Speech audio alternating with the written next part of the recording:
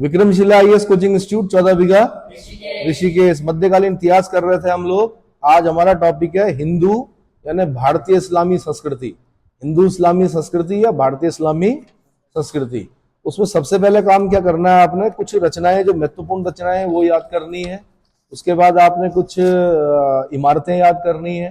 ठीक है, अधिकतर जो क्वेश्चन बनते हैं वो रचनाओं से और इमारतों से बनते हैं। ठीक है, तो सबसे पहले मध्यकालीन इतिहास में, सल्तनत काल के जो इतिहास में यानी उनके समकालीन जो रचनाएं हैं वो बता रहा हूं। एक सबसे पहले आपने मिताक्षरा याद करनी है। हिंदू कानून का ग्रंथ है मिताक्षरा। क्वेश्चन पूछता मिताक्षरा किसने लिखी, आपने बोलना विज्ञानेश्वर। किसने? विज्ञानेश्वर की मिताक्षरा। एंशिएंट में हमने मनुस्मृति पढ़ी थी, मध्यकाल में हम क्या पढ़ रहे हैं? मिताक्षरा, विज्ञानेश्वर की मिताक्षरा। एक आपने पढ़ना है गीत गोविंद। गीत गोविंद की रचना किसने की? आंसर जयदेव ने। गीत गोविंद की रचना किसने की? जयदेव ने। एक बुक आती है हमीर मद मर्दन। हमीर मद मर्दन, मद बोलते हैं क्या? हमीर मद मर्दन मतलब घमंड का चूर करने वाला। हमीर मद मर्दन, जय सिंह सूरी। किसने लिखी है? जय सिंह सूरी। एक बुक पूछता है दुर्गा शक्ति तरंगिणी। तो दुर्गा शक्ति तरंगिणी किसने लिखी? विद्यापति ने लिखी है। एक है हम्मीर काव्य, ये जैन विद्वान जयचंद्र द्वारा लिखी गई है। हम्मीर काव्य किसने लिखी है? जैन विद्वान जयचंद्र द्वारा लिखी गई है। एक है शंकर विजय, ये विद्यारण्य के द्वारा लिखी गई है। शंकर विजय विद्यारण्य। एक लिखी है गंगाधर प्रताप विलास, ये गंगाधर के द्वारा लिखी गई है। और एक है नकासुर विजय, तो नकासुर विजय जो है माधव ने लिखी है। तो इन बुक्स के जो राइटर हैं उन्हें याद करना है आपने। यहां से क्वेश्चन पूछता है। बाकी जो ज्यादा संभावनाएं होंगी क्वेश्चन पूछने की, वो सल्तनत कालीन महत्वपूर्ण रचनाओं और उनके लेखकों से होती है। तो जैसे एक क्वेश्चन, एक रचना पूछेगा वो लुबाब अल अलबाब। लुबाब अल अलबाब किसने लिखी? तो नूरुद्दीन मोहम्मद ने लिखी। किसने लिखी? नूरुद्दीन मोहम्मद। फिर एक बड़ा इंपॉर्टेंट व्यक्ति है अमीर खुसरो, है ना? अमीर खुसरो जो कि दिल्ली को हजरत दिल्ली कहता है, पवित्र दिल्ली कहता है, दूसरा स्वर्ग कहता है, न्याय का एक महान केंद्र कहता है, अभिवादन करता है दिल्ली का। अमीर खुसरो जो कि किसका शिष्य है? अमीर खुसरो किसका शिष्य है? ख्वाजा निजामुद्दीन औलिया, जो सूफी संत ख्वाजा निजामुद्दीन औलिया का शिष्य है। ठीक है, तो अमीर खुसरो की किताबें आती हैं कई बार। ये तो बहुत ज्यादा इंपॉर्टेंट है। इसमें आपने याद करनी खजाइनुल फतूह। पहली किताब कौन सी? खजाइनुल फतूह। ठीक है, तारीख अलाई, तारीख अलाई, तुगलकनामा। तुगलकनामा बड़ी इंपॉर्टेंट किताब है, लास्ट किताब है अमीर खुसरो की, तुगलकनामा। किरान उस सादेन, अगली किताब कौन सी है? किरान उस सादेन। अगली है मिफ्ता उल फतूह, मिफ्ता उल फतूह। अगली है आशिका। अगली कौन सी है? आशिका। एक किताब उसकी वैसे देवल रानी व खिजर खां भी है, देवल रानी व खिजर खां। तो अमीर खुसरो की जो सबसे इंपॉर्टेंट किताबें हैं, सबसे इंपॉर्टेंट बुक जो है वो तुगलकनामा है। बाकी खजाइनुल फतूह और तारीख अलाई है, किरान उस सादेन है, मिफ्ता उल फतूह है, आशिका है। ठीक है, फिर एक किताब है तूतीनामा। ये किसने लिखी है? जिया नक्शवी ने लिखी है। किसने? जिया नक्शवी ने लिखी है तूतीनामा। फिर एक इतिहासकार पढ़ा होगा आपने बार बार कि इसामी कहता है, इसामी लिखता है। तो इसामी जो इतिहासकार है उसकी किताब का नाम है फतूह उस सलातीन। फतूह मतलब होता है उपहार। सल्तनत को जो उपहार है वो किसने लिखी? इसामी ने। फतूह उस सलातीन किसने लिखी? आंसर इसामी ने लिखी। फिर अगली है मिनहाज उस सिराज की Tabaqate Nasiri. Very very very important, Minhaj us Siraj की तबकाते नासिरी। ठीक है, फिर जियाउद्दीन बर्नी, ये भी बड़ा इतिहासकार रहा है उस समय का। तो उसने लिखी तारीख फिरोज शाही और फतवाए जहांदारी। तारीख फिरोज शाही और फतवाए जहांदारी याद करना पड़ेगा, ये इंग्लिश हिंदी में एक जैसा ही है। ठीक है, तारीख फिरोज शाही किसने लिखी? जियाउद्दीन बर्नी ने लिखी। फतवाए जहांदारी किसने लिखी? जियाउद्दीन बर्नी ने लिखी। फिर एक इतिहासकार और है शम्स सिराज अफीफ। शम्स सिराज अफीफ, इसने लिखी तारीख फिरोज शाही। इसने भी लिखी तारीख फिरोज शाही, शम्स सिराज अफीफ ने। और जियाउद्दीन बर्नी ने भी लिखी तारीख फिरोज शाही। तारीख फिरोज शाही को किस किसने लिखा? जियाउद्दीन बर्नी ने भी लिखा, शम्स सिराज अफीफ ने भी लिखा, जियाउद्दीन बर्नी की पहली किताब तारीख फिरोजशाही, दूसरी फतवाए जहांदारी और शमस सिराज अफीफ की तारीख फिरोजशाही। याहिया बिन अहमद सरहिंदी, एक इतिहासकार ये है याहिया बिन अहमद सरहिंदी, इसने लिखी तारीख मुबारक शाही, तारीख मुबारक शाही। फिर फिरोज शाह तुगलक अपनी आत्मकथा खुद लिखता है। जो राजा अपनी आत्मकथा, जो सुल्तान अपनी आत्मकथा खुद लिखेगा, आत्मकथा बोलते हैं ऑटोबायोग्राफी को। अगर कोई व्यक्ति अपनी कथा खुद लिख रहा है तो उसको ऑटोबायोग्राफी बोलते हैं, और अगर कोई दूसरा व्यक्ति उसके बारे में लिखता है तो उसको बायोग्राफी बोलते हैं। तो ये ऑटोबायोग्राफी है किसकी? फिरोज शाह तुगलक की। फुतुहात फिरोज शाही, फुतुहात है फिरोज शाही, ठीक है। किसकी किसकी ऑटोबायोग्राफी है? फिरोज शाह तुगलक की। फिर अगली जो किताब आती है वो आती है सिकंदर लोदी के दरबार में कवि था जमालिक अंबू, जमालिक अंबू। इसने लिखी है सियर उल आरिफन, सियर उल आरिफीन या सियर उल आरिफन। किसने लिखी है? सिकंदर लोदी के दरबारी कवि जमालिक अंबू ने। फिर एक व्यक्ति है फक्र मुदब्बिर, फक्र मुदब्बिर ने लिखी है तारीख फखरुद्दीन मुबारक शाही। फक्र मुदब्बिर ने क्या लिखी है? तारीख फखरुद्दीन मुबारक शाही। फिर एक है हसन निजामी, इसने लिखी है ताजुल मासिर। हसन निजामी ने क्या लिखी है? ताजुल मासिर। किसके दरबार में था हसन निजामी? हाजी, किस दिल्ली सुल्तान के दरबार में था हसन निजामी? और फक्र मुदब्बिर। अगला है उतबी, उतबी ने लिखी है किताबुल यामिनी, किताबुल यामिनी। उतबी ने कौन सी किताब लिखी है? किताबुल यामिनी। फिर एक बैहाकी है, इसको पूर्वी पेप्स की संज्ञा भी दी जाती है।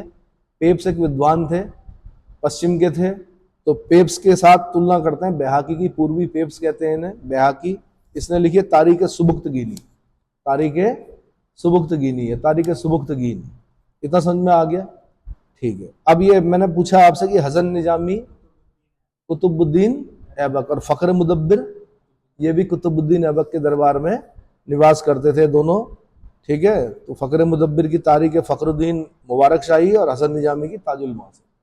ये समझ में आ गया? तो जिसके समय के जो इतिहासकार हैं उस समय के बारे में लिखते हैं, कुछ लोग पहले का भी लिखते हैं। तो ये स्रोत होते हैं इतिहास के। इतिहास में मतलब कोई भी चीज तब लिखी जाती है कि जब उसका क्या साक्ष्य मिलता है लिखा हुआ, ठीक है। अब किसी ने बड़ा चढ़ा कर लिख दिया वो अलग बात है, लेकिन फिर अब सल्तनत कालीन कुछ स्थापत्य कला वहां से क्वेश्चन पूछता है। तो जैसे मैं पूछ रहा हूं आपसे कुव्वतुल इस्लाम मस्जिद, ये भारत की पहली मस्जिद के नाम से क्वेश्चन बनता है कि भारत में निर्मित पहली मस्जिद कौन सी है? कुव्वतुल इस्लाम मस्जिद। ये किसके समय में बनाई गई? कुतुबुद्दीन ऐबक के समय में बनाई गई। किसके समय में? कुतुबुद्दीन ऐबक के समय बनाई गई और दिल्ली में है ये। महरौली के आसपास अगर आप देखेंगे तो आपको एक मस्जिद दिखेगी और बड़ी जल्दबाजी में बनाई गई, हिंदू स्ट्रक्चर जैन स्ट्रक्चर को तोड़ के बनाई गई। तो कुव्वतुल इस्लाम मस्जिद कुतुबुद्दीन ऐबक दिल्ली। कुतुब मीनार किसने बनाई? कुतुबुद्दीन ऐबक ने शुरू कराई, इल्तुतमिश ने उसको पूरा कराया। ये भी आपको कहाँ मिलेगा? दिल्ली में मिलेगा। कहाँ मिलेगा? और ये जो कुतुब मीनार है ये कुतुबुद्दीन बख्तियार काकी की याद में कुतुब मीनार बोलते हैं इसको। ये कुतुबुद्दीन ऐबक के नाम पर नहीं है कुतुब मीनार। किसके नाम पर है? सूफी संत कुतुबुद्दीन बख्तियार काकी के नाम पर इसको क्या बोलते हैं? कुतुब मीनार बोलते हैं।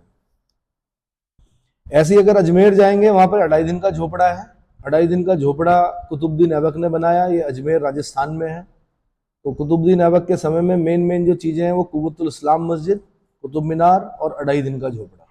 बताते हैं कि 2.5 दिन में बड़ी जल्दबाजी में बनाया गया, इसलिए 2.5 दिन का झोपड़ा बोलते हैं इसको, ठीक है। फिर इल्तुतमिश का मकबरा है, वो दिल्ली में है, इल्तुतमिश ने ही बनवाया। जामा मस्जिद पूरे देश में मिलेंगे आपको जगह जगह। एक तो जो सबसे बड़ी जामा मस्जिद है दिल्ली की वो शाहजहां ने बनवाई, लेकिन जो जामा मस्जिद जगह जगह मिलेंगी, ये जामा मस्जिद बदायूं वाली जो है वो इल्तुतमिश ने बनाई। किसने? इल्तुतमिश ने। फिर अतारिकिन का दरवाजा ये इल्तुतमिश ने बनवाया नागौर में, जोधपुर के आसपास नागौर में अतारिकिन का दरवाजा इल्तुतमिश ने। यहां से एक बार यूपीएससी ने क्वेश्चन पूछा कि अकबर ने बुलंद दरवाजा बनाया गुजरात विजय के उपलक्ष्य में, कहां पर? फतेहपुर सीकरी में।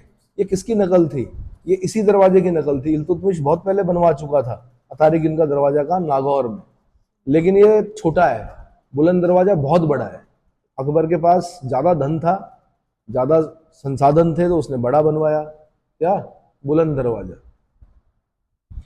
अतादिकिन का दरवाजा। अगला है सुल्तानगढ़ी का मकबरा या नसीरुद्दीन का मकबरा। ये इल्तुतमिश के समय बनाया गया और ये दिल्ली में है, इसीलिए बोलते हैं इल्तुतमिश को मकबरा निर्माण शैली का जन्मदाता भी कहा जाता है। ये अपने पुत्र के लिए बनवाया था उसने, सुल्तानगढ़ी का मकबरा या नसीरुद्दीन का मकबरा, इल्तुतमिश के समय में दिल्ली में। अगला लाल महल किसने बनवाया? बलबन ने। कहां पर? दिल्ली में। लाल महल किसने बनवाया? बलबन ने, दिल्ली में। बलबन का मकबरा बलबन ने बनवाया था दिल्ली में, पहले बना देते। अब तो राजा थे, पहले बता देते भैया मुझे यहाँ दफनाना है ना, दुर्गति ना हो कहीं, इसलिए क्या करें, और दुनिया याद रखे कि भाई एक राजा था, एक सुल्तान था। तो जमात खाना मस्जिद, एक है जमात खाना मस्जिद, ये अलाउद्दीन खिलजी ने बनवाई, ये भी दिल्ली में है। अलाई दरवाजा, ये अलाउद्दीन खिलजी ने बनवाया, ये भी दिल्ली में है, अलाई दरवाजा। ठीक है। 1000 सितून का महल, 1000 खंभों वाला महल, ये भी अलाउद्दीन खिलजी ने बनाया, ये भी दिल्ली में है ना। फिर सीरी फोर्ट, सीरी नगर किसने बसाया? सीरी, अलाउद्दीन खिलजी ने, है ना। सीरी फोर्ट भी किसने बसाया? अलाउद्दीन खिलजी ने। कहां पर? दिल्ली में। तो 1000 सितून का महल याद हो गया, 1000 खंभों वाला महल, दिल्ली में अलाउद्दीन खिलजी। फिर अगली दिल्ली बसाता है कौन? गयासुद्दीन तुगलक, उसको बोलते हैं तुगलकाबाद, ये भी दिल्ली में। दिल्ली 7 बार बसी और 7 बार उजड़ी। दिल्ली का संस्थापक वैसे अनंगपाल तोमर को माना जाता है, राजपूत। किसने बसाया था दिल्ली को? अनंगपाल तोमर ने।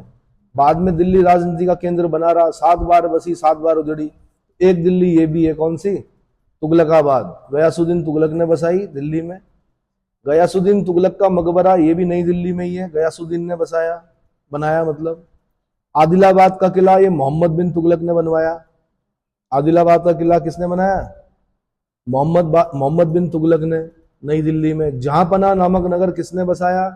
आंसर मोहम्मद बिन तुगलक ने, नई दिल्ली में, मतलब दिल्ली में। जहांपना नामक नगर मोहम्मद बिन तुगलक, दिल्ली में। शेख निजामुद्दीन औलिया का मकबरा मोहम्मद बिन तुगलक, दिल्ली में। और जहां पर शेख निजामुद्दीन औलिया को दफनाया गया है वहीं पर अमीर खुसरो को भी दफनाया गया है। दोनों गुरु शिष्य थे, गुरु थे निजामुद्दीन औलिया और शिष्य थे अमीर खुसरो। ठीक है।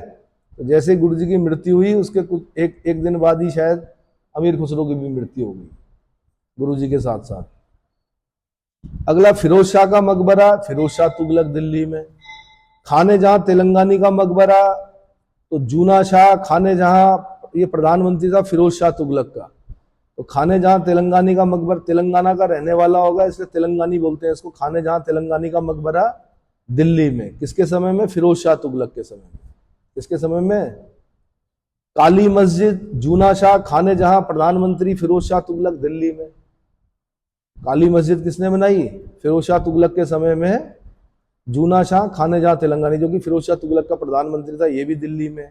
खिरकी मस्जिद, ये भी जूना शाह खाने जहां तेलंगानी, फिरोज शाह तुगलक का प्रधानमंत्री, दिल्ली में। बहलोल लोदी का मकबरा सिकंदर लोदी ने बनवाया, कहां पर? दिल्ली में। सिकंदर लोदी का मकबरा इब्राहिम लोदी ने बनाया, दिल्ली में। लोदियों के समय तो कब्रिस्तान बन गया था दिल्ली। कभी लोदी गार्डन जाना दिल्ली में, मकबरे ही मकबरे हैं, छोटे छोटे मकबरे। दादी का मकबरा, नानी का मकबरा, पोती का मकबरा, इसका मकबरा, उसका मकबरा। तो कब्रिस्तान बना दिया था इन्होंने दिल्ली। तो दिल्ली तो आधा तो कब्रिस्तान ही है। जितने भी पुराने राजाओं के मकबरे हैं वो कहां पर है? हुमायूं का मकबरा कहां मिलेगा आपको? यही मिलेगा। इतने सारे मकबरे यही मिलेंगे, है ना। मोठ की मस्जिद, ये सिकंदर लोदी का प्रधानमंत्री था एक, मियां बुआ, उसने बनाई मोठ की मस्जिद। कहां पर? दिल्ली में। मोठ की मस्जिद दिल्ली में। अब इसका हिंदू भारतीय इस्लामिक संस्कृति का डिटेल बता रहा हूं मैं, मेन सब प्री पॉइंट ऑफ व्यू से जो इंपॉर्टेंट है, कैसे लिखते हैं। तो हिंदू इस्लामिक संस्कृति शब्द जो है वो मिश्रित या समन्वित संस्कृति के विकास का सूचक है, जो मध्यकालीन भारत और इस्लामी जगत की सांस्कृतिक परंपराओं के संपर्क, अन्योन्याश्रित संबंधों और सम्मिलन के फलस्वरूप विकसित हुई थी। हिंदी में जब मेंस में स्टार्ट करते हैं कि हिंदू भारतीय इस्लामिक संस्कृति, तो इसी प्रकार से लिखा जाता है। अच्छे शब्दों का चयन करोगे तो अच्छे नंबर मिलेंगे। अन्योन्याश्रित हो गया, ठीक है।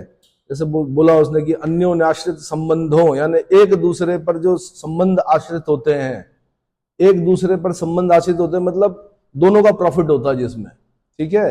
तथा सम्मिलन के फलस्वरूप विकसित हुई, इस प्रकार की भाषा लिखेंगे जब आप तो अच्छे नंबर मिलते हैं। यह संबंध अरब के उन व्यापारियों के माध्यम से स्थापित हुए थे जो भारत के विदेश व्यापार के प्रमुख स्रोत थे। अच्छा, अब जो हिंदू इस्लामी संस्कृति है उसका समन्वय हुआ कैसे, मिले कैसे, तो व्यापारियों के माध्यम से। अरब के व्यापारियों ने, देखो अरब में कुछ नहीं होता था, अरब में क्या था, रेत था, खजूर था, ऊंट थे, नमक भी गंदा वाला नमक था। तो वहां के लोग, जहाँ की ज्योग्राफी कठिन होती है, वहां के लोग भी टफ होते हैं, तो उन लोगों ने क्या किया, व्यापार को अपना माध्यम बनाया। अच्छा, अपना कुछ बेचने के लिए था नहीं खजूर के अलावा, तो क्या किया इन्होंने, अन्य देशों से सामान उठाया और दूसरे देशों में जाकर बेचा। और इनकी समझ में आ गया था, मांग और पूर्ति के नियम को ये समझ गए थे, ठीक है। इसीलिए इन्होंने कहा सबसे ज्यादा प्रॉफिट किसमें, घोड़े में।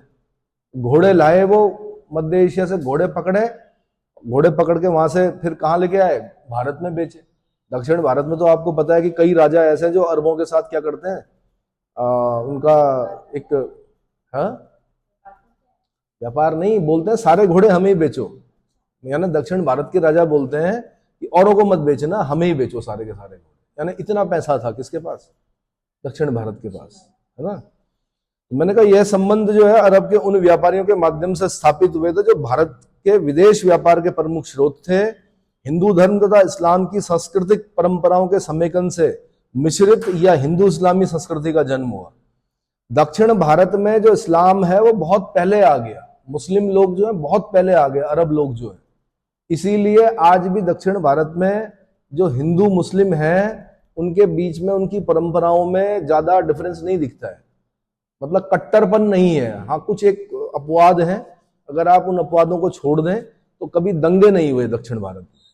उत्तर भारत में दंगे कई बार सुने होंगे आपने धर्म को लेकर, लेकिन दक्षिण भारत में जल्दी से क्या नहीं होते हैं, दंगे नहीं होते हैं, क्योंकि वहां का मुस्लिम हजारों साल पहले आ गया, ठीक है, कई सौ साल पहले आ गया।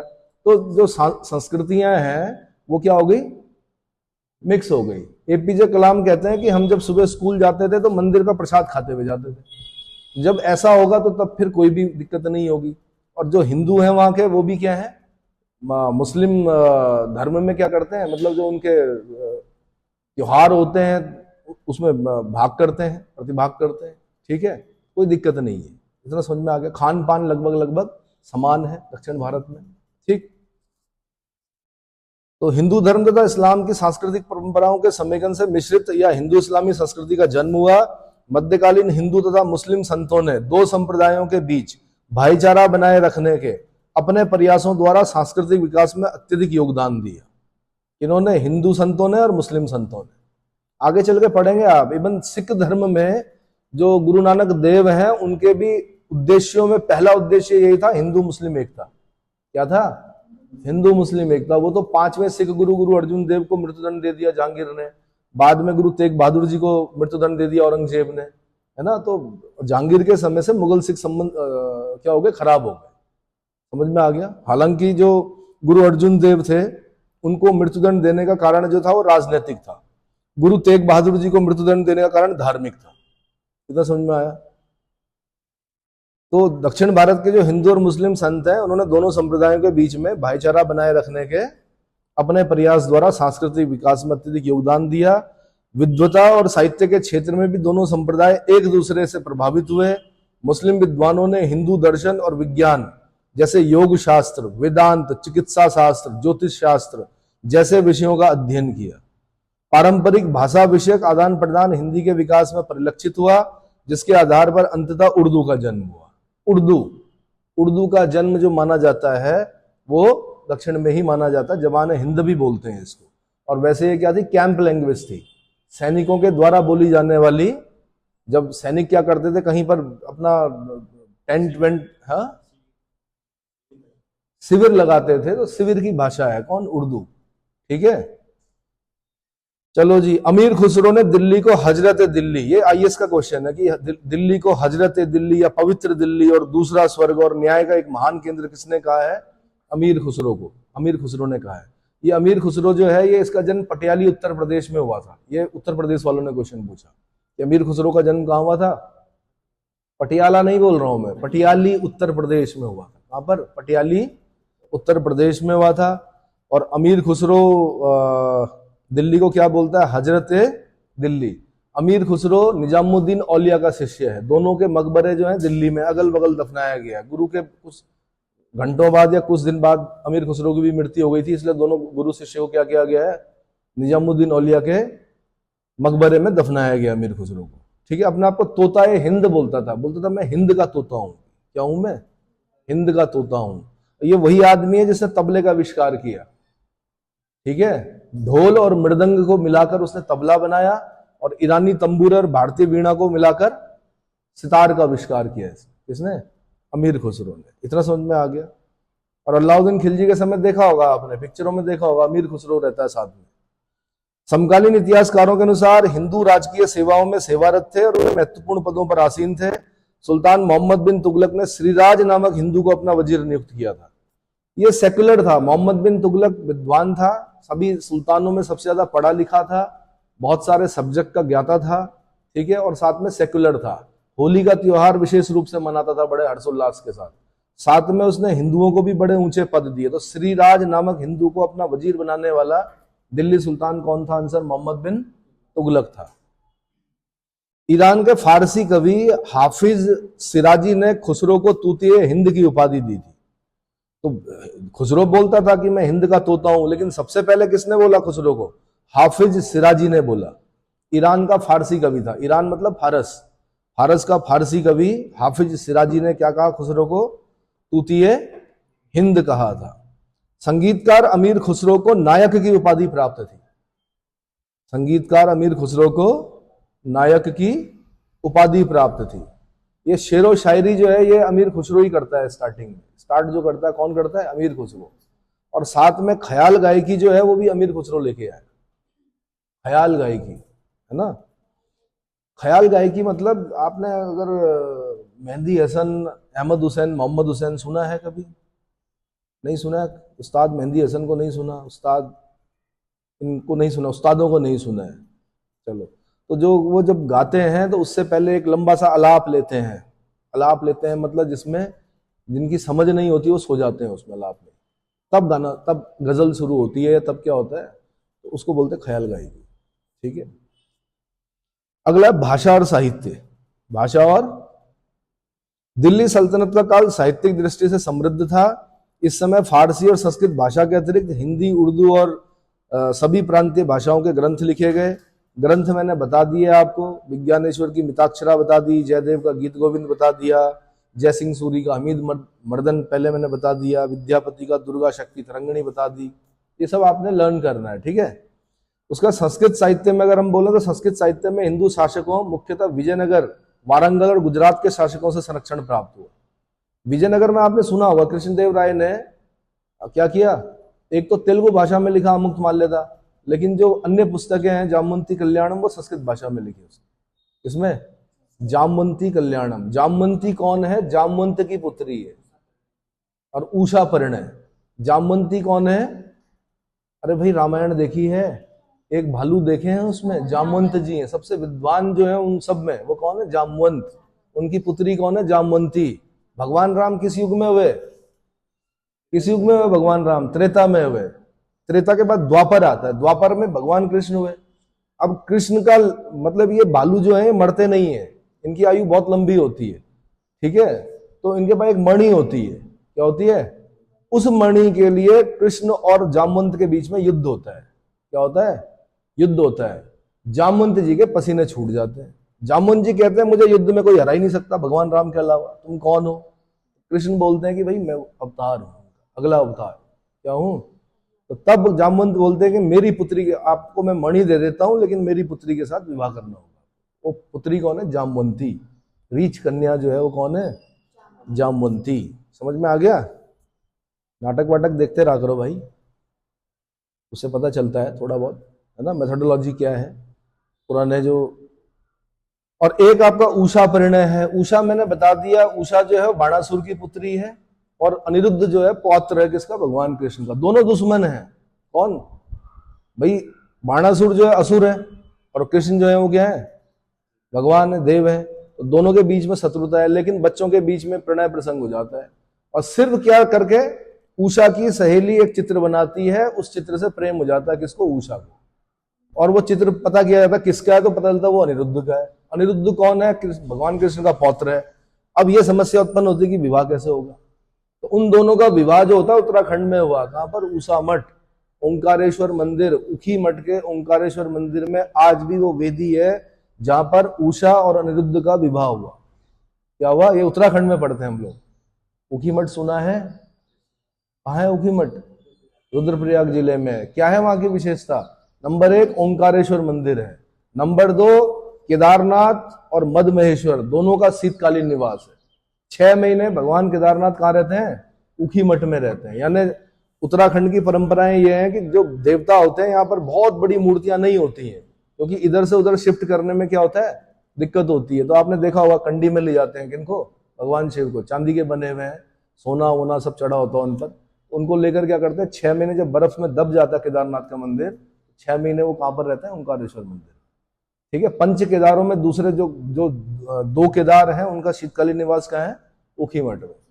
दूसरे केदार कौन है? मद महेश्वर, जहां पर नाभि की पूजा होती है भगवान शिव की। तो वो भी कहां रहते हैं 6 महीने? उखी मठ में रहते हैं। उषा मठ है वैसे वहां का नाम। क्या है? उषा से ऊखा हो गया, ऊखा से ऊखी हो गया, नाम क्या हो गया? उखी मठ। चलो जी, अगला संस्कृत साहित्य में मैंने बता दिया। संस्कृत इस काल में उच्च वर्ग की भाषा रही। धार्मिक और धर्मनिरपेक्ष रचनाओं का सृजन बड़ी मात्रा में हुआ। इस युग में संस्कृत ग्रंथों में मौलिकता का अभाव था। अधिकांश पुस्तकें प्राचीन ग्रंथों की पुनरावृत्ति टीकाएं अथवा प्राचीन भाषाओं को आधार लेकर लिखी गई थी। रामानुज ने ब्रह्म सूत्र पर टीकाएं लिखी और पार्थ सारथी ने काव्य मीमांसा पर ग्रंथ लिखे। तो ब्रह्म सूत्र पर टीका लिखने वाले जो संत थे वो कौन थे? रामानुज। कौन थे? रामानुज। जैनों ने भी संस्कृत के विकास में योगदान दिया, जिसमें हेमचंद्र सूरी प्रमुख है। जिसमें कौन प्रमुख है?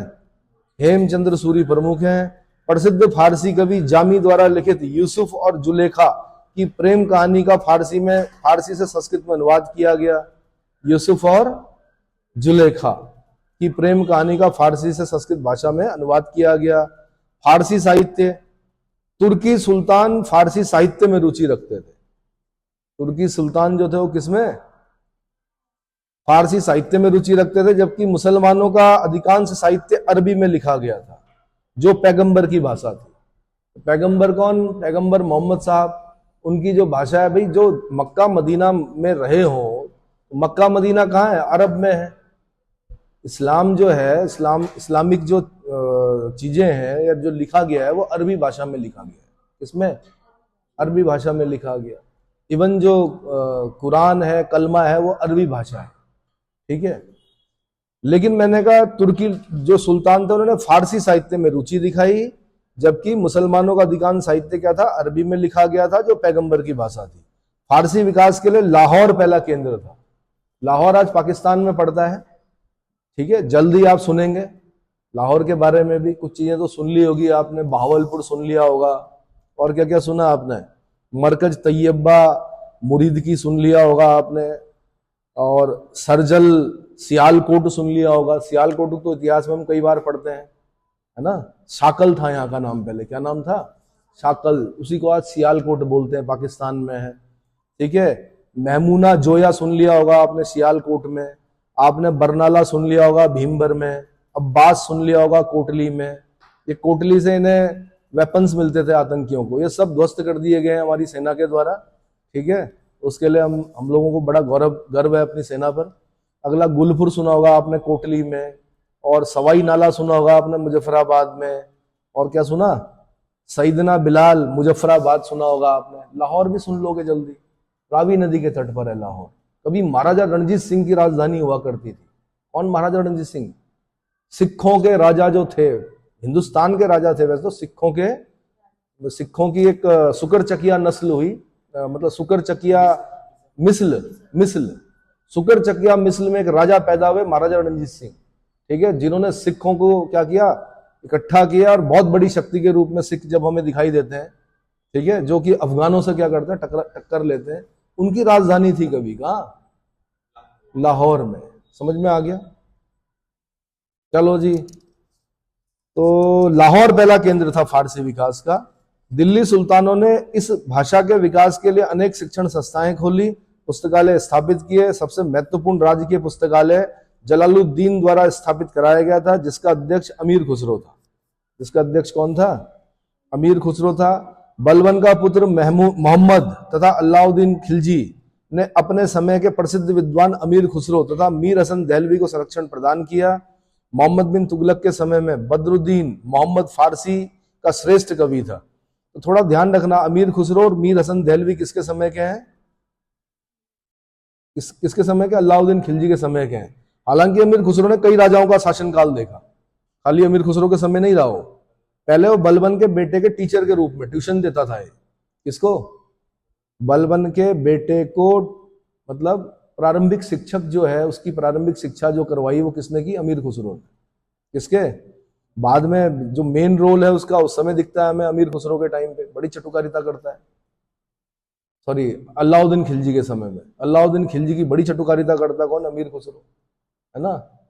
युग का सुल्तान बोलता है उसको, कि पूरे जहान का बड़ा सुल्तान कौन है? अलाउद्दीन खिलजी है। कि इतना समझ में आ गया? तो अमीर खुसरो, मीर हसन दहलवी। फिर मैंने आपको बताया मोहम्मद बिन तुगलक के समय में कौन है? बदरुद्दीन मोहम्मद, ये फारसी का श्रेष्ठ कवि था। अमीर खुसरो को फारसी कवियों में सर्वश्रेष्ठ स्थान प्राप्त था। तो फारसी कवियों में सबसे ऊपर कौन? अमीर खुसरो। फिरोज तुगलक ने स्वयं की आत्मकथा लिखी और इतिहासकार बर्नी और अफीफ उसके संरक्षण में थे। अब ये थोड़ा ध्यान रखना, फुतुहात फिरोज शाही किसकी आत्मकथा है? फिरोज शाह तुगलक की। फुतुह बोलते हैं उपहार को, फुतुहात फिरोज शाही, फिरोज शाही का उपहार। किसने लिखी आत्मकथा? फिरोज शाह तुगलक ने। जो राजा, जो सुल्तान, जो बादशाह अपनी क्या लिखेंगे? आत्मकथा लिखेंगे, वो इंपॉर्टेंट होंगे। ठीक है। और जियाउद्दीन बर्नी और शम्स सिराज अफीफ को संरक्षण प्रदान करने वाला दिल्ली सुल्तान कौन था? आंसर फिरोज शाह तुगलक। कई बार ऐसा होता था कि एक एक जो इतिहासकार है वो कई राजाओं का शासनकाल देखते थे। ठीक है। लोधी शासक सिकंदर लोधी, बहमनी शासक ताजुद्दीन फिरोज शाह और बहमनी वजीर महमूद गवाह का नाम भी विद्वानों में माना जाता है। तो सिकंदर लोधी गुलरुखी नाम से कविताएं किया करता था, सुना है आपने? किस नाम से? गुलरुखी उपनाम से कविताएं किया करता था। बहमनी शासक ताजुद्दीन फिरोज शाह, ये भी विद्वान था।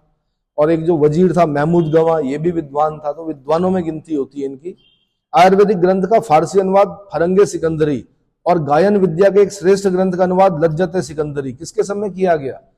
आंसर सिकंदर लोधी के समय में किया गया। ये क्वेश्चन पता नहीं कितनी बार बना है, यूपीएससी ने पूछा है, लोक सेवा आयोग पूछता है कि फरंगे सिकंदरी की विषय वस्तु क्या है? आंसर आयुर्वेद। और लज्जत सिकंदरी की विषय वस्तु क्या है? आंसर गायन विद्या। और एक और है सिकंदरी में, तिब्बे सिकंदरी, वो किसने लिखी? मियां भुआ ने लिखी। किसने लिखी तिब्बे सिकंदरी? मियां भुआ, जो प्रधानमंत्री है मियां भुआ। ठीक है। फिरोज शाह तुगलक के समय में चिकित्सा और संगीत शास्त्र पर संस्कृत की पुस्तकों का फारसी भाषा में अनुवाद किया गया।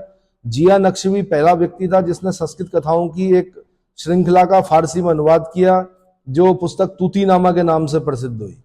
तो तूतीनामा किसने लिखी है? जिया नक्शवी। क्या किया उसने? संस्कृत कथाओं की एक श्रृंखला का फारसी में अनुवाद किया, किस नाम से? तूतीनामा। तो तूतीनामा किसने लिखी?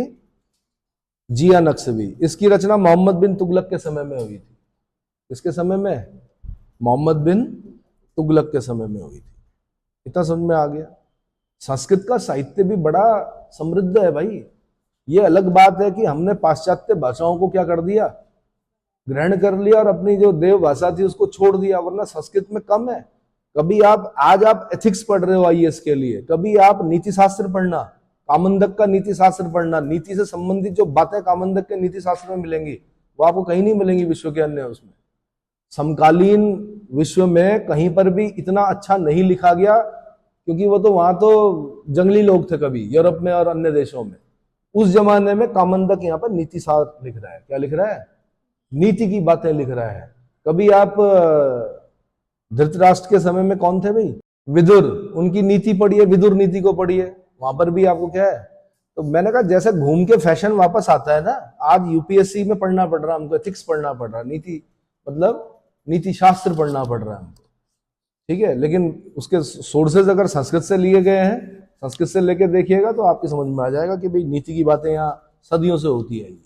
चलो जी, हिंदी, उर्दू और अन्य क्षेत्रीय भाषाओं में क्या क्या हुआ? तो 1425 में सरफुद्दीन यजदी द्वारा लिखित जफरनामा में हिंदी शब्द का पहली बार उपयोग हुआ है।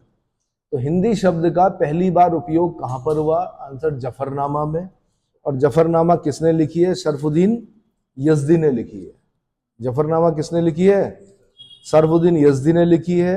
हिंदी, उर्दू और अन्य प्रादेशिक भाषाओं के साहित्य के निर्माण के आधार इस युग में बना। मलिक मोहम्मद जायसी, नाम सुना है इनका? पद्मावत लिखी इन्होंने। मलिक मोहम्मद जायसी ने पद्मावत लिखी। पद्मावती पिक्चर देख ली आपने मेरे ख्याल से, घूमर घूमर, जिसमें है ना बड़ा अच्छा रोल किया है। तो मलिक मोहम्मद जायसी ने लिखी थी क्या? पद्मावत। किसके समय में लिखी थी? शेर शाह सूरी के समय में लिखी थी। मलिक मोहम्मद जायसी ने कब लिखी? शेर शाह सूरी के समय में लिखी पद्मावत। ठीक है। और मसनवी नामक फारसी रूप में काफी बढ़ावा मिला। मसनवी नामक फारसी रूप को काफी बढ़ावा मिला। चंद्रबरदाई ने पृथ्वीराज रासो लिखी। अब ये भी आप देखो, पिक्चरों के माध्यम से काफी कुछ याद हो जाएगा आपको। पृथ्वीराज चौहान के राज कवि थे कौन? चंद्रबरदाई। उन्होंने लिखी पृथ्वीराज रासो। हिंदी का पहला महाकाव्य माना जाता है। तो जब आपसे क्वेश्चन पूछेगा कि हिंदी शब्द का पहला उल्लेख कहां पर मिलता है, तब आपने बोलना सरफुद्दीन यजदी की जफरनामा में। और जब बोलेगा कि हिंदी का पहला महाकाव्य किसे कहा जाता है, तो पृथ्वीराज रासो को कहा जाता है। ठीक है। जिसमें चंद्रबरदाई अपने राजा पृथ्वीराज थर्ड, पृथ्वीराज चौहान, राय पिथौरा, जिनको कि अंधा कर देता है कौन? मोहम्मद गौरी। तब बोलता है वो एक कविता बोलता है वो, 7 हाथ 24 गज करके बोलता है ना, क्योंकि राजा की आंखें नहीं है। अब राजा को बोला जाता है कि भाई, बताया जाता है कि बड़ा अच्छा निशाना लगाते हैं। गौरी बैठा होता है बहुत ऊंचे सिंहासन पर, तो वो कविता के माध्यम से अपने राजा को बताता है कौन? ये चंद्रबरदाई, कि 7 हाथ 24 गज, मतलब अंगुल अष्ट प्रमाण, कुछ ऐसे करके बोलते हैं। और लास्ट में बोलते हैं मत चूको चौहान। तो तीर मारता है कौन? पृथ्वीराज चौहान, राय पिथौरा, पृथ्वीराज थर्ड, सीधे गौरी पे लगता, गौरी की मृत्यु हो जाती है। यानी अंधा होने के बाद भी तीर बिल्कुल सटीक निशाने पर। सिर्फ किस चीज पर? एक कविता पर। किसकी? पृथ्वीराज, ये चंद्रबरदाई की पृथ्वीराज रासो। समझ में आ गया? ऐसे ही सारंगधर का हमीर काव्य, हमीर काव्य किसने लिखा? सारंगधर ने लिखा। जगनीक का आल्हा खंड, आल्हा खंड किसने लिखा? जगनीक ने लिखा। ये सब ग्रंथ हिंदी में लिखे गए महान ग्रंथ थे। अच्छा, एक चीज और समझ लीजिए आप, ये जो ग्रंथ है ना, जैसे पृथ्वीराज रासो, हमीर काव्य, आल्हा खंड, ये कई बार हिंदी में पूछे जाते हैं। किसमें पूछे जाएंगे? मतलब आप सोचोगे कि इतिहास का क्वेश्चन है, लेकिन वो इतिहास के क्वेश्चन में नहीं पूछ रहा, वो एज ए हिंदी में पूछ रहा हो कि ये पृथ्वीराज रासो किसने लिखी, क्योंकि हिंदी का प्रथम महाकाव्य है ना, तो हिंदी का क्वेश्चन है वो। अगर आप समूह ग का पेपर दे रहे हैं और वहां पर 20 क्वेश्चन हिंदी के आ रहे हैं, तो उसमें हो सकता है कि पहला क्वेश्चन यही हो कि पृथ्वीराज रासो, या ऐसा पूछेगा हिंदी का प्रथम महाकाव्य कौन सा है? पृथ्वीराज रासो। किसने लिखी? चंद्रबरदाई ने लिखी। ठीक है। हमीर काव्य किसने लिखा? सारंगधर ने लिखा। आलाखंड किसने लिखा? जगनीक ने लिखा। सारंग जो वर्ड यूज होता है वो किसके लिए होता है? हिरन के लिए। और अन्य जो बोल सकते हैं, घोड़ा, शेर, मोर, सांप, हाथी, संगीत, है ना, हिरन। चलो अगला, उर्दू मूलतः तुर्की भाषा का शब्द है। अब देखो, एक बार तो सिर्फ इतना ही क्वेश्चन बना कि उर्दू किस भाषा का शब्द है? उर्दू किस भाषा का शब्द है? आंसर तुर्की भाषा का शब्द है। उर्दू किस भाषा का शब्द है? अधिकतर लोग वहां पर अरबी लिख के आ गए। उन्होंने कहा कि मुसलमानों की है उर्दू, तो क्योंकि मुसलमान धर्म जो है, इस्लाम धर्म जो अरब से आया, तो शायद अरबी भाषा का होगा। लेकिन आंसर क्या? तुर्की भाषा का शब्द है। किसका है? तुर्की भाषा का शब्द है उर्दू, और जिसका अर्थ होता है शाही शिविर या खेमा। शाही शिविर या खेमा। इसलिए आपको पता होगा कि थोड़ा सा तहजीब दिखती है किसमें? उर्दू में, क्योंकि जो सैनिक हैं वो शाही शिविर में या खेमे में जिस भाषा का प्रयोग करते हैं, या जिस तरह की भाषा का प्रयोग किया उन्होंने, उसको क्या बोला गया? उर्दू। और ये तुर्की भाषा का शब्द है। इतना समझ में आ गया? मध्यकाल में उर्दू को हिंदवी कहा गया। जबान हिंदवी किसे कहा जाता है? आंसर उर्दू को कहा जाता है। किसको कहा जाता है?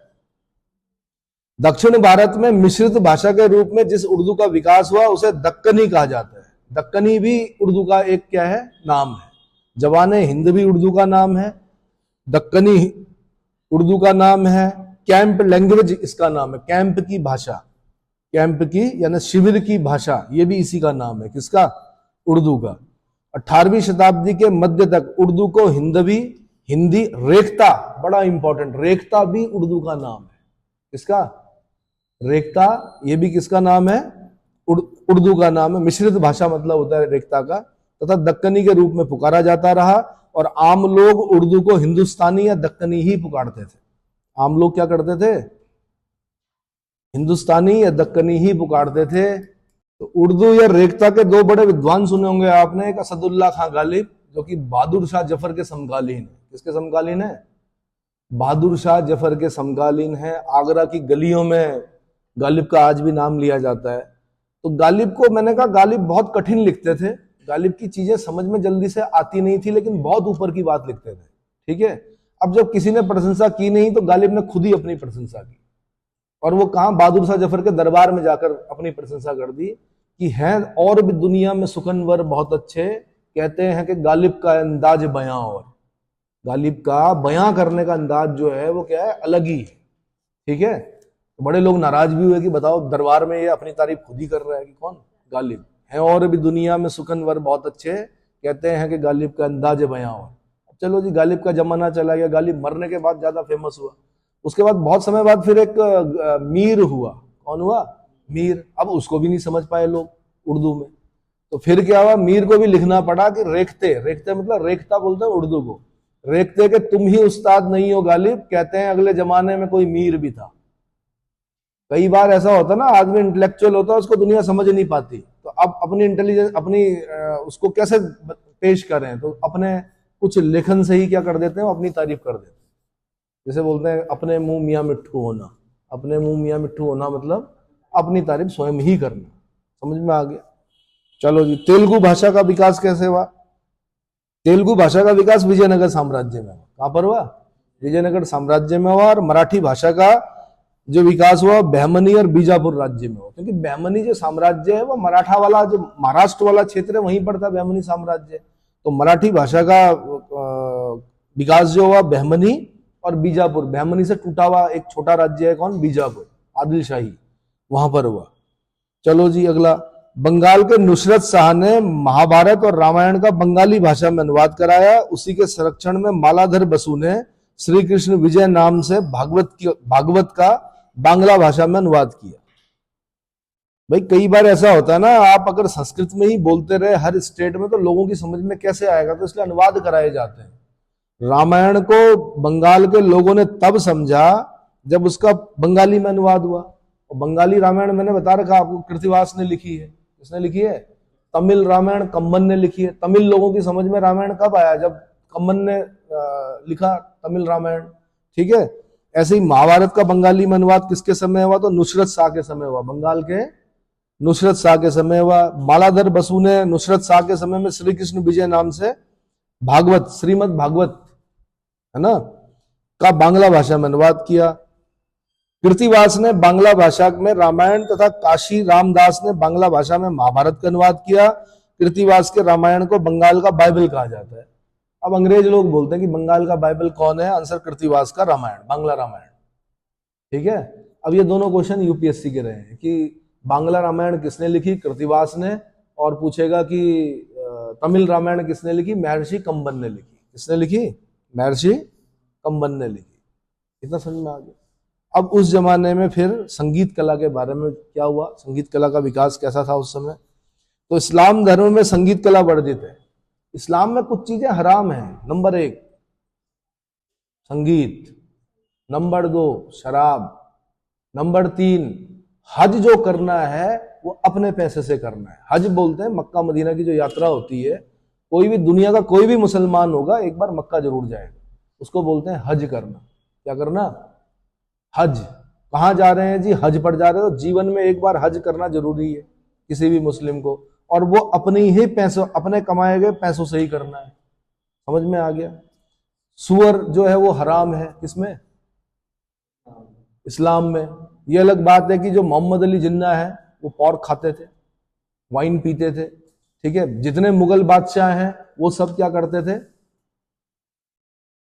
नहीं, शराब पीते थे। अधिकतर मुगल बादशाह शराब पीते थे, शराब का सेवन करते थे, सल्तनत काल में शराब का सेवन करते थे। समझ में आया? ठीक है। और संगीत भी सुनते थे। मुगल काल में तो मैं बता नहीं रहा हूं कि सबसे कट्टर जो है वो कौन है, औरंगजेब है। वो अच्छा वीणा वादक है। जब संगीत हराम है तो आप वीणा क्यों बजा रहे हो?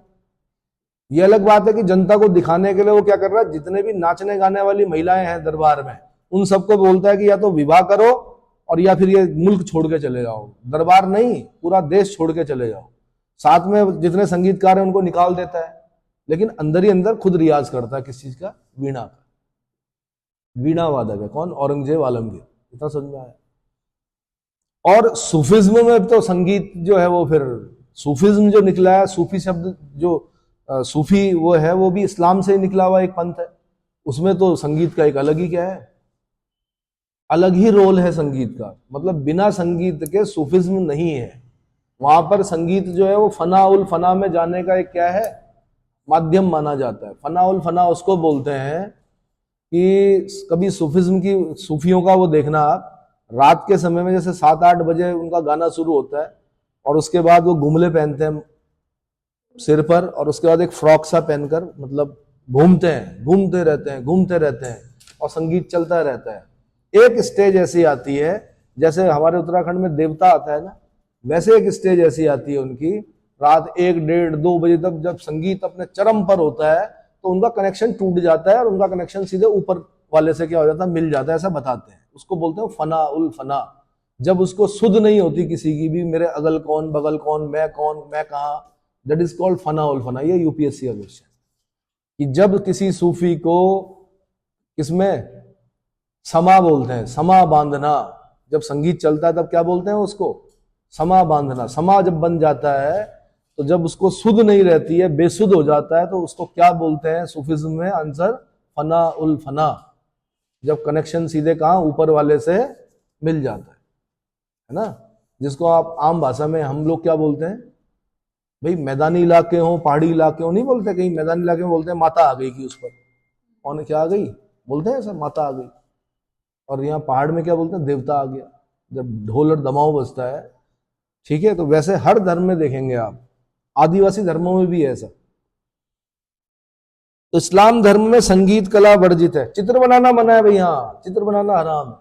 और पैगंबर मोहम्मद साहब का चित्र तो कोई बना ही नहीं सकता, अल्लाह का चित्र कोई बना नहीं सकता। और जिसने भी प्रयास किया, फिर आपको पता है कि किसी कार्टूनिस्ट ने बनाया था, तो फिर तो नारे लगते हैं सर तन से जुदा। इस्लाम में एक कट्टरता है कि अगर जिसने इस्लाम के नियमों का वो कर दिया तो सर तन से जुदा के नारे लगते हैं, उसको फिर उसके पीछे पड़ जाते हैं वो लोग। समझ में आया? तो किसी पत्रकार ने, विदेशी पत्रकार ने चित्र बना दिया था, अखबार में प्रकाशित हुआ, फिर उसके पीछे पूरी इस्लामिक दुनिया क्या हो गई, पड़ गई। तो चित्र बनाना भी मना है। लेकिन आप देख रहे होंगे मुगल बादशाहों ने अपने चित्र बनवाए, दरबार में बैठे शानो शौकत के चित्र बनवाए, हाथी पर बैठे हुए चित्र बनाए, अपने चित्र भी बनाए, और साथ में ईरान भी भेजा। ईरान के राजा को भी कहा तुम्हारा एक फैमिली फोटोग्राफ ले लेते हैं, जिसको आजकल आप कोलाज बोलते हो, क्या बोलते हो, कोलाज, जिसमें खूब सारी फोटोएं होती हैं। तो उसने भेज दिया वहां अपना चित्रकार मुगल बादशाह कि जाओ भाई ईरान के राजा का भी चित्र बना के आओ। तो मैंने कहा नियम और कानून जो होते हैं वो आम आदमी के लिए होते हैं, राजाओं के लिए नहीं होता कुछ। इन राजाओं ने खूब क्या किया, इस्लाम के सारे नियमों की धज्जियां उड़ाई, लेकिन जनता को कहा कि आप इस्लाम के नियमों पे चलते रहो। समझ में आया? अच्छा, सूद पर पैसा लेना भी हराम है इस्लाम में, ब्याज खाना हराम है, हाँ, इसलिए बैंक में पैसा नहीं रखते। समझ में आया? जुआ खेलना भी हराम है। और ये सारे नियम जो है अरब के हैं, एक डेजर्ट से निकला हुआ धर्म है इस्लाम। कहां से? मक्का मदीना से निकला हुआ धर्म है। तो जो वहां की जरूरतें थी उसके हिसाब से नियम बनाए गए। वो नियम फिर सारी जगह, गंगा यमुना के दोआब हैं, चाहे कृष्णा तुंगभद्रा का दोआब हो, वो नियम हर जगह चलते हैं वहां पर। ठीक है, तो भारतीय संगीत ने तुर्की शासकों पर प्रभाव डाला। भारतीय संगीत ने तुर्की भाषा पर प्रभाव डाला। एक जगजीत सिंह जी थे, गजल गायक थे यहाँ के, बड़े प्रसिद्ध थे और नौजवानों में तो बड़े प्रसिद्ध थे। बताया जाता है कि जगजीत सिंह जब गाते थे तो ऐसा लगता था नौजवानों को कि मेरे लिए गा रहे हैं। हाँ, मेरे पे भी यही बीती है ना, कुछ इस प्रकार के शब्दों का प्रयोग करते थे क्या, और गाते भी वैसे ही थे। उनसे एक बार इंटरव्यू में पूछा गया कि पाकिस्तानी संगीत और भारतीय संगीत में क्या अंतर है। उसने कहा पाकिस्तानी में कोई संगीत ही नहीं है, पाकिस्तान का कोई संगीत नहीं है, जो संगीत है उसका उद्भव जो हुआ है वो भारत से हुआ है। कहां से हुआ है? भारत से। जो घराने हैं वो भारत के हैं, जो जितने भी सुर हैं वो भारत के हैं। वेदों में सामवेद को संगीत का क्या माना जाता है? मतलब संगीत कहां से आता है? सामवेद से आता है। कहां से आता है? सामवेद से आता है। उसके बाद फिर सुर आते हैं, जो भी होता है वो तो पाकिस्तान बन गया, तो फिर जो भी गया संगीत वो यहां से गया। इस्लाम में तो आराम है संगीत। तो उन्होंने कहा वहां का कोई संगीत नहीं, कोई अंतर नहीं है, संगीत भारत का है, वो लोग गाते हैं उसको, अच्छे से गाते हैं, बहुत अच्छा गाते हैं, है ना। हाँ जी, कोक स्टूडियो में आते हैं कई बार। ठीक है, याद आ गया कोई गाना आपको है ना, कोक स्टूडियो में। चलो कौन सा? चलो, बुल्ले शाह जो है, जैसे बुल्ला की जाना मैं कौन, ये सूफिज्म का गाना है। बुल्ले शाह जो है सूफी संत है, बुल्ले की जाना मैं कौन, तो ये सूफिज्म हो गया। ठीक है। अच्छा, इस्लामी धर्म में मैंने कहा संगीत कला वर्जित था। भारतीय संगीत ने तुर्की शासकों पर प्रभाव डाला, जिसके फलस्वरूप बलबन और उसका पुत्र बुगरा खां, अलाउद्दीन खिलजी, मोहम्मद बिन तुगलक जैसे सुल्तानों ने संगीत को संरक्षण दिया। यार किसको अच्छा नहीं लगेगा अच्छी धुन, शब्दों, मतलब जो संगीत है ना वो मन को शांत करने वाली चीज होती है। अच्छा, संगीत भी अलग अलग हो गया, एक तो शरीर को झुमाने वाला, डांस कराने वाला, कौन सा, अभी तो पार्टी शुरू हुई है, और एक संगीत होता है जो आपके मन को शांत करता है। तो विद्यार्थियों को मन को शांत करने वाला संगीत सुनना है। ये नहीं कि आप पढ़ रहे हो, मैथ्स कर रहे हो और अभी तो पार्टी शुरू हुई है, ये नहीं, मन को शांत करने वाला। ये नहीं ड्राइविंग करते हुए खासकर बहुत वैसा म्यूजिक नहीं सुनना चाहिए, अधिकतर एक्सीडेंट इसीलिए होते हैं। तो संगीत क्या है, जैसे गालियां अगर आप सुनोगे तो बुरा प्रभाव पड़ेगा आप पर, अच्छी बातें सुनोगे तो अच्छा प्रभाव पड़ेगा शरीर पर। उसी तरह के केमिकल क्या होंगे, रिलीज होंगे आपके शरीर में, और आपका उन पर मतलब उसका आप पर प्रभाव पड़ेगा। ठीक है। तो इन सब लोगों ने क्या किया, संगीत को संरक्षण दिया। तुर्क जो भारत आए तो उन्होंने अपने साथ ईरान और मध्य एशिया में पल्लवित समृद्ध अरबी संगीत परंपरा भी लाए। उनके पास कई नए वाद्य यंत्र, जैसे रबाब था, सारंगी थी, है ना, उनकी एक विशिष्ट संगीत पद्धति भी थी। रबाब हो गया, सारंगी हो गई, ये एक विशिष्ट संगीत पद्धति थी। क्या थी? विशिष्ट संगीत पद्धति थी। मध्यकालीन संगीत परंपरा के आदि संस्थापक अमीर खुसरो थे। सर्वप्रथम उन्होंने भारतीय संगीत में कव्वाली गायन का प्रचलित किया। कव्वाली तो सुनी होगी, हाँ? तो कव्वाली जो शुरू करने वाला व्यक्ति है वो कौन है भारतीय संगीत में? आंसर अमीर खुसरो। आंसर अमीर खुसरो। एक ट्रेंड आया था बीच में, आपने सुना होगा कि पिक्चरों में, खासकर ऋषि कपूर के समय में, हर उसमें कव्वाली तो होती थी ऋषि कपूर के समय में। शिरडी वाले साईं बाबा आया है तेरे दर पे, क्या है, कुछ ऐसा ही है ना, कव्वाली के रूप में। ठीक है। तो ये शुरू करने वाला कौन था? अमीर खुसरो। खुसरो को तिलक, साजगिरी, सरपदा, ओमन, घोर, सनम आदि रागों को प्रचलित करने के कारण नायक की उपाधि मिली थी। ये रागों के नाम है भाई, तिलक राग है, साजगिरी, सरपदा, ओमन, घोर, सनम, ये प्रचलित करवाए इसने राग, इसलिए इसको क्या मिली? नायक की उपाधि मिली। अमीर खुसरो ने सितार और तबले का निर्माण का अमीर खुसरो को सितार और तबले के निर्माण का श्रेय भी दिया जाता है। मैंने कहा दक्षिण भारत में मृदंग होता है, मृदंग, है ना। दक्षिण में क्या, इवन आपके चैतन्य महाप्रभु भी मृदंग ही बजाते थे, हरे राम हरे कृष्ण करते थे। जो भक्ति में संकीर्तन नामक नई विधा जोड़ी जिन्होंने, वो भी मृदंग बजाते थे। तो मृदंग जो है वो थोड़ा, उसकी आवाज, साउंड जो होती है, उसका जो डायमीटर होता है वो कम होता है। तो तबले में देखा होगा आपने, एक का डायमीटर कम और एक का डायमीटर ज्यादा। तो ज्यादा जो है वो ढोल का पार्ट है, कम वाला जो पार्ट है वो मृदंग का पार्ट है। अमीर खुसरो ने दोनों को मतलब दोनों को आधा आधा काटा और क्या बना दिया? तबला बना दिया। तो तबला कौन लेके आया? अमीर खुसरो। साथ में मैंने कहा सितार कौन लेके आया? तो उसने देखा भारतीय वीणा यहाँ पर, और वहां से ईरानी तंबूरा, दोनों को मिलाया, दोनों को मिक्स करके एक नया वाद्य यंत्र बना दिया, जिसको क्या बोला गया? सितार। अब इनके वादक भी आपने याद रखने हैं। तो तबले में जैसे बहुत बड़े जो हुए आज तक, वो कौन हुए? जाकिर हुसैन। कौन हुए? जाकिर हुसैन। और सितार में जो सबसे बड़े मतलब जो वेल नोन नाम है वो किनका है? किनका नाम है?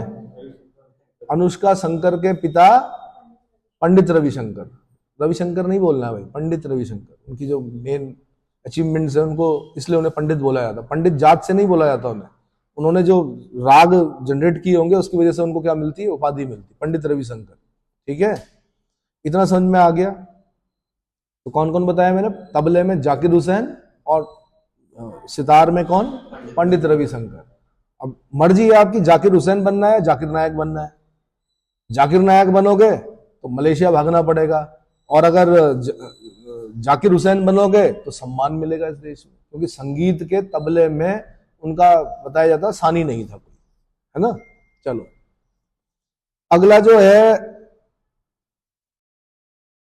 तुर्क मुसलमान अपने साथ सारंगी जैसे संगीत वाद्य यंत्र लाए, परंतु यहां आकर उन्होंने सितार और तबले जैसे वाद्यों को अपनाया।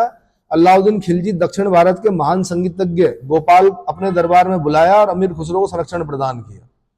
फिरोज तुगलक के शासनकाल में संगीत के एकीकरण की प्रक्रिया अनवरत चलती रही। इसी समय शास्त्रीय संगीत राग दर्पण का फारसी में अनुवाद हुआ। शास्त्रीय संगीत पर जो एक रचना है राग दर्पण का, फारसी में अनुवाद हुआ।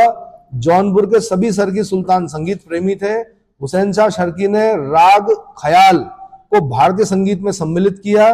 उसके संरक्षण में संगीत शिरोमणि नामक ग्रंथ लिखा गया। अब यहां से क्वेश्चन बन सकता है, संगीत शिरोमणि नामक ग्रंथ किसके संरक्षण में लिखा गया? आंसर जौनपुर के हुसैन शाह शर्की। जौनपुर के हुसैन शाह शर्की। मैंने बताया था आपको, जौनपुर जब जाओगे तो किस नदी के किनारे मिलेगा? गोमती नदी के किनारे। और यहां पर आपको अटाला देवी की मस्जिद मिलेगी। क्या मिलेगी? अटाला देवी की मस्जिद। और एक नाम ये भी याद रखना आपने, हुसैन शाह शर्की, इसने क्या लिखा, इसके समय में क्या लिखा गया? संगीत शिरोमणि। और राग ख्याल को भारतीय संगीत में सम्मिलित किया। मैंने बता दिया ख्याल गायकी क्या होती है, जिसमें पहले राग बोले जाते हैं, कान पर हाथ रखकर, कान पे हाथ रखकर राग बोले जाते हैं, उसके बाद उस राग में उस गाने को गाया जाता है। ठीक है। हसन दहलवी को उसकी उच्च गजलों के कारण भारत का सीधी कहा जाता है। क्या कहा जाता है? भारत का सीधी। किसे कहा जाता है? हसन दहलवी को, उसकी गजलों के कारण। क्या है गजल? किसको बोलते हैं? एक बार पूछा किसी गजल गायक से, गजल क्या है? उसने कहा कि चंद शब्दों में आग छुपा ली जाए।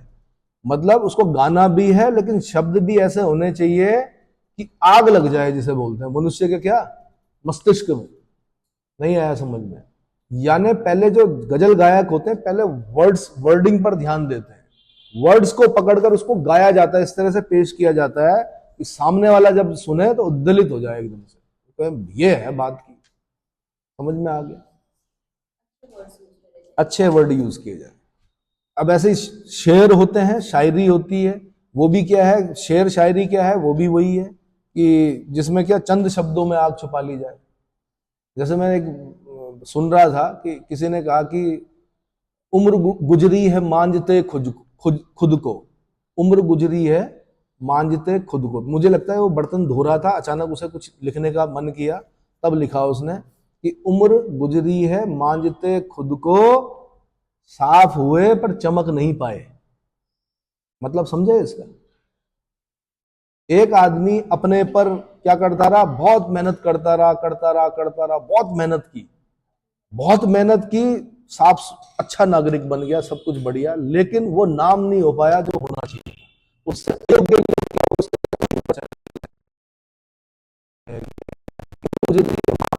तो जीवन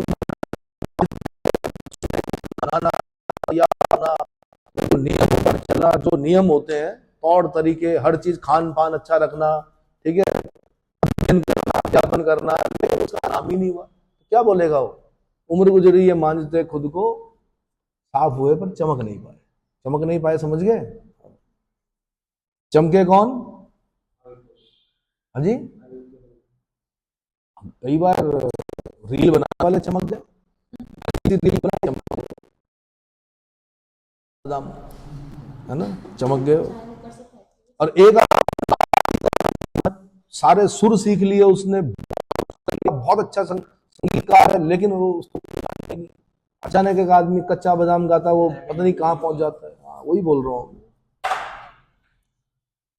तो भाग्य, यहां पर क्या बोलते हैं? भाग्य। चलो अगला बता रहा हूं मैं। मालवा बड़े बाज बहादुर तो बड़े संगीत प्रेमी थे, इनकी पत्नी थी रानी रूपमती, तानसेन को चैलेंज करने वाले रूपमती थे, है ना। तानसेन थे, ठीक है। बैठा हुआ भौरा क्या होता था, था रात को और उसके बाद भौरा उड़ जाता था। रूपमती ने कहा मैं इस भौरे को वापस बुला के कमल बंद करूंगी अपने राग से, ऐसा किया उन्होंने, ठीक है। चलो, बाज बहादुर और उनकी रानी रूपमती, ठीक है, संगीत में रुचि रखते थे। ग्वालियर के राजा मान सिंह ने संगीत को संरक्षण प्रदान किया, तो संगीत ग्रंथ की रचना हुई, ध्रुपद का सृजन हुआ। अगर आप मेरे से पूछेंगे कि सारे रागों में आपको क्या अच्छा लगता है, तो ध्रुपद राग मुझे सबसे अच्छा लगता है। क्या लगता है? हाँ, राग ध्रुपद। कभी सुनना उसको और उसका पहर बताना मुझे कि किस पहर में गाया जाता है, तो क्योंकि अभी यूपीएससी के लिए आपको सारे राग पढ़ने हैं, उनके पहर पढ़ने हैं। राग ऐसे नहीं गाते कि शादी में गए वहां गा लिया। राग के प्रहर होते हैं कि प्रातः काल में कौन सा, दिन में कौन सा, शाम को कौन सा, रात्रि में कौन सा, ये सब पढ़ना है आपको। मान कौतूहल में मुस्लिम द्वारा प्रचलित नई पद्धतियां भी शामिल की गई। चिंतामणि नामक संगीतज्ञ को बिहारी बुलबुल की उपाधि दी गई। असम में उस समय शंकर नामक संगीतज्ञ का नाम बहुत विख्यात हुआ। तो शंकर नामक संगीतज्ञ कहां से थे? आंसर असम से थे। असम, असम बोलते हैं आज उसे। कामरूप पुराना नाम है असम का। कामाख्या देवी का मंदिर है वहां पर। किसका? कामाख्या देवी का मंदिर कहां है? गुवाहाटी। अगला, जौनपुर का सूफी संत पीर बोधन भी उस काल का एक महान संगीतज्ञ था। पीर बोधन का संबंध किस राज्य से माना जाता है? आंसर जौनपुर से। गुणयाक्ता उत मुनियास का संकलन भारतीय मुस्लिम विद्वान की भारतीय संगीत संबंधी प्रथम रचना है। यह जौनपुर के शर्की शासकों के संरक्षण में लिखी गई। दक्षिण भारत के विभिन्न शासकों ने भी संगीत कला को संरक्षण प्रदान किया। बहमनी राज्य के शासकों में फिरोज शाह और महमूद शाह तथा बीजापुर में यूसुफ आदिल शाह ने संगीत कला को विशेष संरक्षण प्रदान किया।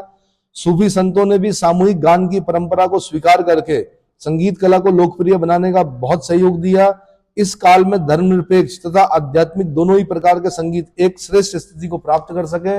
गजल और कव्वाली दोनों की गायन शैली सुल्तानों और सूफियों में समान रूप से प्रचलित थी।